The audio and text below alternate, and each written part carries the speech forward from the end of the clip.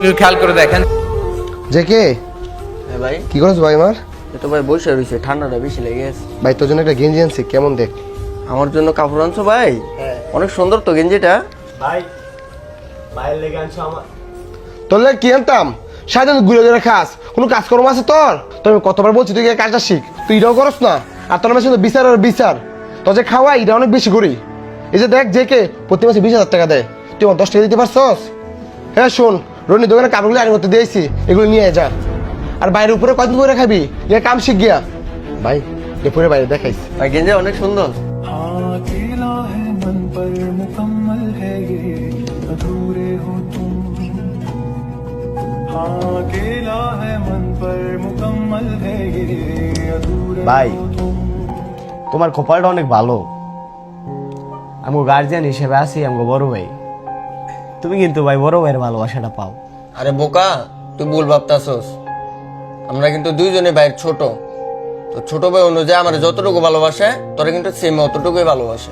बैठे मेरे शाने पर सर रखे তোর গেঞ্জি অনেক সুন্দর মানাইছে রে।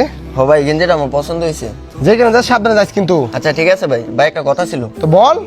ভাই আমরা তিনজনে কিন্তু এক মায়ের পেটের ভাই। হ্যাঁ তো আমার সামনে আবিরে ইগনোর করা আমার কাছে খুব খারাপ লাগে। তুমি যদি আমার কিছু দিতে হয় তাহলে আবিরে দিও, আর নয়তো আমার দেওয়ার দরকার নেই। আরে ভাই শোন, তুই যেমন আমার ছোট ভাই, আবিরও তো আমার ছোট ভাই। ও যদি এখন শাসন না করি ওই খারাপ হয়ে যাইব, আর দেশের যে অবস্থা ওই ভালো হইব না। এই যে তুই প্রতি মাসে ইনকাম করস, আমি ইনকাম করি, আর ওর ভবিষ্যৎটা কি হইব?